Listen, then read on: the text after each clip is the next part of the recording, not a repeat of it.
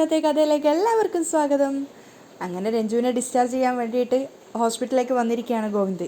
രഞ്ജുവിൻ്റെ ബാഗൊക്കെ പാക്ക് ചെയ്തുകൊണ്ടിരിക്കുമ്പോൾ തന്നെ രഞ്ജു പറയുന്നുണ്ട്, ഗോവിന്ദേട്ടാ നമുക്ക് വേഗം പോവാം ഇവിടുന്ന്. അപ്പം ഗോവിന്ദ് പറയുന്നുണ്ട്, ഡിസ്ചാർജ് സമ്മറി കിട്ടാൻ കുറച്ച് സമയം എടുക്കും, അത് കഴിഞ്ഞ് ഉടനെ പോവാം. അപ്പോഴേക്കും ഗോവിന്ദിൻ്റെ ഫോൺ ബെല്ലടിയാണ്. എടുത്ത് നോക്കുന്ന സമയത്ത് രാധിക അമ്മയാണ്. എന്താ അമ്മേ എന്ന് ചോദിക്കുന്ന സമയത്ത് രാധിക കുറച്ച് ഹാർഷായിട്ടാണ് സംസാരിക്കുന്നത്. രാധിക പറയുന്നുണ്ട്, നീ ഇപ്പോൾ എവിടെയാ? ഞാൻ ഹോസ്പിറ്റലിൽ രഞ്ജുവിനെ ഡിസ്ചാർജ് ആക്കിയിട്ട് ഇന്ന് അങ്ങോട്ടേക്ക് വരുമെന്ന് ഞാൻ പറഞ്ഞിരുന്നല്ലോ.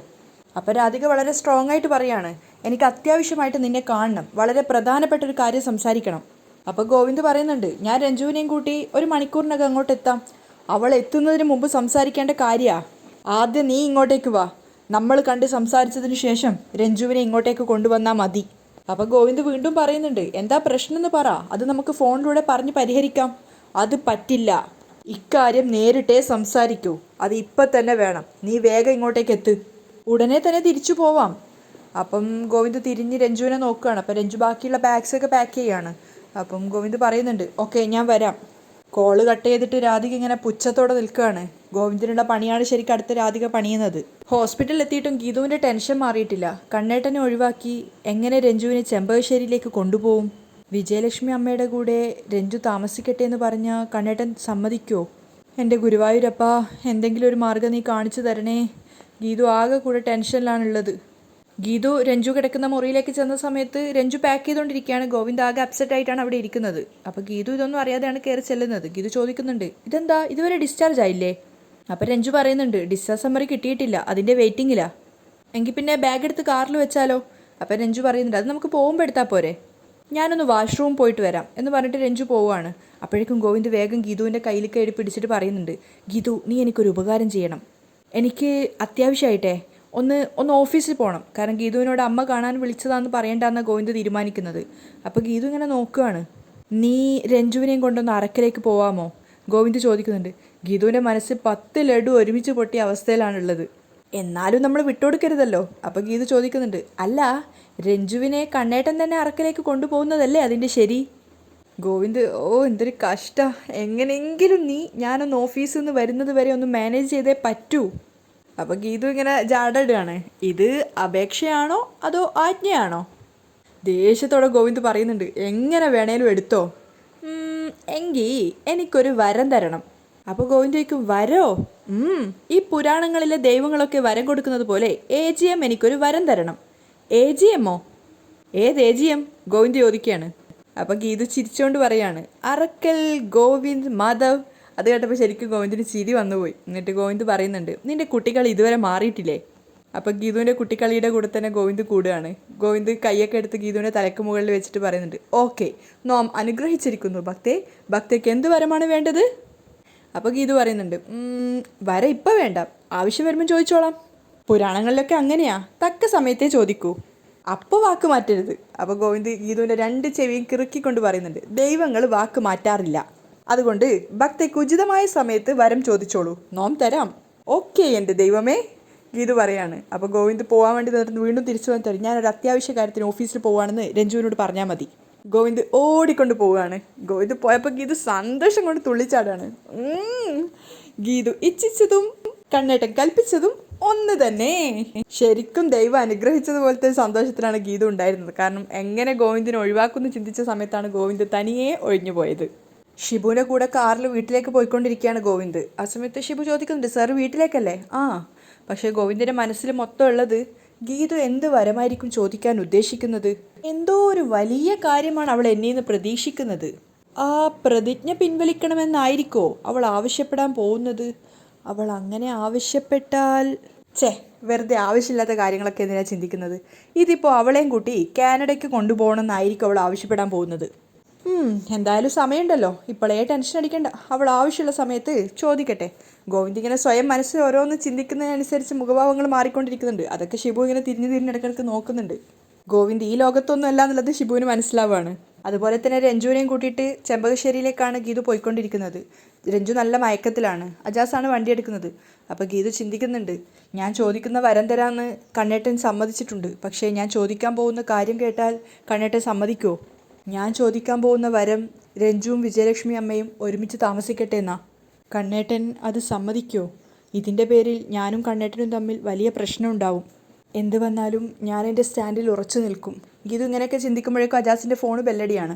എടുത്തു നോക്കുന്ന സമയത്ത് അജാസ് പറയുന്നുണ്ട്, ഞാനൊരു അരമണിക്കൂർ കൊണ്ട് അവിടേക്ക് വരാം. കാര്യങ്ങൾ പെട്ടെന്ന് അവസാനിപ്പിക്കണം, എനിക്ക് തിരിച്ചു വരാനുള്ളതാ പെട്ടെന്ന്.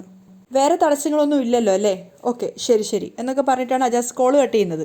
ഗീതു ശ്രദ്ധയോടുകൂടി അജാസിൻ്റെ സംസാരം കേട്ടിട്ട് അവസാനം ചോദിക്കുന്നുണ്ട്, എന്തായിക്കാ അടുത്ത കൊട്ടേഷനാണോ? ഏയ് അതെ, നിങ്ങളെ കൊണ്ടാക്കിയിട്ട് എനിക്ക് ഗോവിന്ദ് സാറിൻ്റെ കാനഡ വിസയുടെ കാര്യത്തിന് അത്യാവശ്യമായിട്ടൊന്ന് പോകണം. അവിടുത്തെ നിങ്ങളുടെ കാര്യങ്ങളൊക്കെ കഴിയുമ്പോഴേക്കും ഞാൻ വിസയുടെ കാര്യങ്ങളൊക്കെ ശരിയാക്കി തിരിച്ചു വരാം.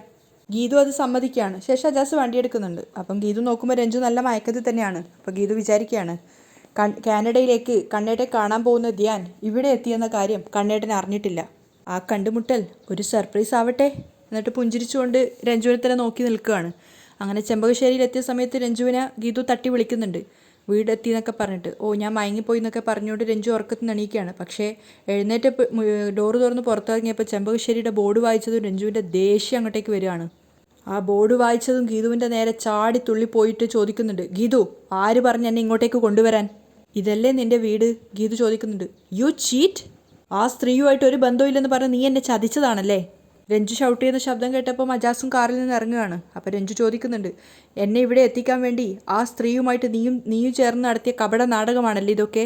ശേഷം അജാസിന് നേരെ തിരിഞ്ഞ് പറയുന്നുണ്ട്, അജാസ് എന്നെ ഇപ്പോൾ അറക്കലേക്ക് എത്തിക്കണം. ഗീതു രഞ്ജുവിൻ്റെ കയ്യിൽ ചേർത്ത് പിടിച്ച് പറയുന്നുണ്ട്, രഞ്ജു നിന്നെ ഞാൻ ഇവിടേക്ക് എന്തിനാണെന്ന്. പക്ഷേ പൂർത്തിയാക്കാൻ രഞ്ജു സമ്മതിക്കുന്നില്ല. നീ ഇനി ഒന്നും പറയണ്ട, കൂട്ടുകാരിയായിട്ടല്ല കൂടപ്പിറപ്പായിട്ട് ഞാൻ നിന്നെ സ്നേഹിച്ചു തുടങ്ങിയത്. അപ്പം ഗീതു സങ്കടത്തോടെ പറയുന്നുണ്ട്, അതെ കൂടപ്പിറപ്പ് തന്നെയാ, അങ്ങനെയേ ഞാനും നിന്നെ കണ്ടിട്ടുള്ളേ. നിന്റെ ഒരു ന്യായം എനിക്ക് കേൾക്കണ്ട എന്ന് പറഞ്ഞ് വാശി പിടിച്ചുകൊണ്ട് രഞ്ജു തിരിച്ചു പോവാണ്. അപ്പം ഗീതു വീണ്ടും കൈ കയറി പിടിക്കുന്നുണ്ട്. ഏയ് പോവല്ലേ, കൈ വിട് എന്നൊക്കെ പറഞ്ഞ് കൈയൊക്കെ തട്ടി മാറ്റിക്കൊണ്ട് രഞ്ജു പോയി ഡോറ് തുറക്കുകയാണ്. അപ്പം ഗീതു വീണ്ടും പറയുന്നുണ്ട്, നീ പൊയ്ക്കോ, അതിനു മുമ്പ് നിന്നെ കാണാൻ വേണ്ടി കാത്തിരിക്കുന്ന ഒരാളുണ്ട് ഇവിടെ, കണ്ടിട്ടു പോ. അപ്പോൾ രഞ്ജു തിരിഞ്ഞു നിന്നിട്ട് ഗീതുവിനോട് ദേഷ്യത്തോടെ പറയുന്നുണ്ട്, എനിക്ക് ഈ വീട്ടിൽ കാണേണ്ട ആരുമില്ല, ആരുമായിട്ട് എനിക്കൊരു ബന്ധവും ഇല്ല എന്ന് പറഞ്ഞുകൊണ്ട് രഞ്ജു പോയിട്ട് വീണ്ടും കാറിൽ കയറാൻ പോകുമ്പോഴേക്കും പിന്നിൽ നിന്നൊരു ശബ്ദം കേൾക്കുകയാണ്. രഞ്ജു! ധ്യാൻ്റെ ശബ്ദമാണെന്നത് തിരിച്ചറിഞ്ഞപ്പോഴേക്കും ഞെട്ടലോടുകൂടി രഞ്ജു തലതിരിച്ച് നോക്കുകയാണ്. അപ്പം ചെമ്പകശ്ശേരിയുടെ ഉള്ളിൽ നിന്നും അകത്തു നിന്നും ധ്യാൻ പുറത്തേക്ക് ഇറങ്ങി വരുന്ന കണ്ടപ്പോൾ രഞ്ജു ശരിക്കും ഷോക്ക്ഡായി പോവാണ്. കണ്ണുകളെ വിശ്വസിക്കാനാവാതെ കുറേ നേരം ധ്യാനെ തന്നെ നോക്കി നിൽക്കുകയാണ് രഞ്ജു. അതുപോലെ തന്നെ ഒരുപാട് വർഷങ്ങൾക്ക് ശേഷം രഞ്ജുവിനെ കണ്ട ആ ഒരു സന്തോഷത്തിൽ രഞ്ജുവിനെ നോക്കി നിൽക്കുകയാണ് ധ്യാൻ. അവരുടെ ആ ഒരു കൂടിക്കാഴ്ച നോക്കി നിൽക്കുകയാണ് അജാസും ഗീതും. ഒരുപാട് നേരം നോക്കിയതിന് ശേഷം രണ്ട് കൈകൾ ഉയർത്തി തന്നിലേക്ക് ക്ഷണിക്കുകയാണ് ധ്യാൻ രഞ്ജുവിനെ. കണ്ണീന്ന് വന്ന കണ്ണീര് മറച്ചു വെക്കുക പോലും ചെയ്യാതെ ധ്യാൻ എന്ന് വിളിച്ചുകൊണ്ട് രഞ്ജു അകത്തേക്ക് ഓടിപ്പോവുകയാണ് ധ്യാൻ്റെ അരികിലേക്ക്. പക്ഷെ അവനെ കെട്ടിപ്പിടിക്കുകയൊന്നും ചെയ്യാതെ കുറച്ചു നേരം അടുത്ത് പോയി നോക്കി നിൽക്കുകയാണ്. അതായത് ഇപ്പോഴും കണ്ണുകളെ വിശ്വസിക്കാനായിട്ടില്ല ധ്യാൻ തന്നെയാണ് തൊട്ട് മുന്നിലുള്ളത് എന്നുള്ളത്. അതിനുശേഷം രണ്ട് കൈകളും എടുത്ത് ധ്യാൻ്റെ മുഖത്ത് വെച്ച് നോക്കുകയാണ്, സ്വപ്നമല്ലാന്ന് സ്വയം വിശ്വസിക്കാൻ വേണ്ടിയിട്ട്. അപ്പോൾ ധ്യാൻ ആ കൈകൾ ചേർത്ത് പിടിക്കുന്ന സമയത്ത് കരഞ്ഞുകൊണ്ട് രഞ്ജു വിളിക്കുന്നുണ്ട്, ധ്യാൻ. ആ കാഴ്ച കണ്ടുകൊണ്ടാണ് അകത്തു നിന്നും വിജയലക്ഷ്മി അമ്മ ഇറങ്ങി വരുന്നത്. അതുപോലെ തന്നെ അത് കാണുന്ന സമയത്ത് ഗീതുവും അജാസിനും ഒക്കെ കണ്ണീര് നിറഞ്ഞൊരു സന്തോഷം വരുന്നുണ്ട്. അതിനുശേഷം രഞ്ജുവും ധ്യാനും പരസ്പരം കെട്ടിപ്പിടിച്ച് പൊട്ടിക്കരയാണ് രണ്ടുപേരും കുറേ നേരം. അത് നോക്കി നിന്ന് കണ്ണിന്ന് വെള്ളം വരികയാണ് ഗീതുവിന്. അപ്പോൾ അങ്ങോട്ടേക്ക് വന്നിട്ട് അജാസ് പറയുന്നുണ്ട്, അങ്ങനെ ആ ദൗത്യം പൂർണ്ണമായി, പെങ്ങളെന്നാ കൈ തന്നെ. അപ്പോൾ ഗീതു ഇങ്ങനെ നോക്കുകയാണ്. അപ്പോൾ ഗീതു വന്നിട്ട് ഷെയ്ക്ക് ഹാൻഡ് കൊടുക്കുന്ന സമയത്ത് അജാസ് പറയുന്നുണ്ട്, ഈ സന്തോഷകരമായ മുഹൂർത്തം എൻ്റെ പെങ്ങളുടെ ആത്മാർത്ഥതയ്ക്കുള്ള അംഗീകാരമാണ്. അത് കേട്ടപ്പോൾ ഗീതുവിന് സന്തോഷമാവുകയാണ്.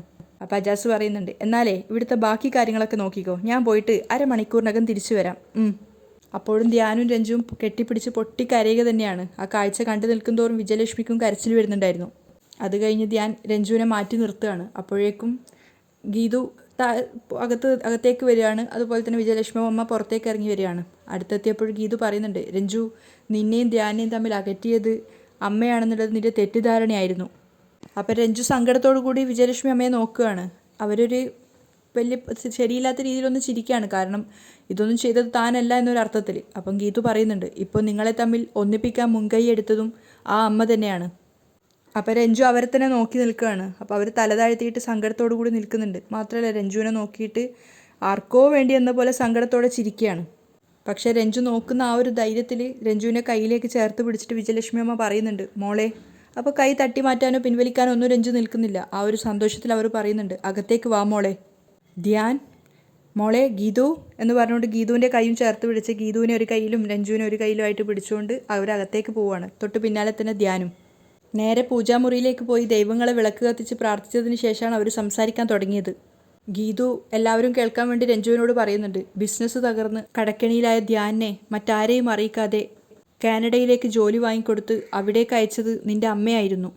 അത് കേൾക്കുന്ന സമയത്ത് വിജയലക്ഷ്മിയെ നോക്കുകയാണ് രഞ്ജു. അപ്പോൾ അവർ തലതാഴ്ത്തി നിൽക്കുകയാണ്. അപ്പോൾ രഞ്ജു വീണ്ടും സംശയം തീർക്കാൻ എന്ന പോലെ ധ്യാനിനോട് ചോദിക്കുന്നുണ്ട്, ധ്യാൻ നീ പറ, ഇതൊക്കെ സത്യമാണോ?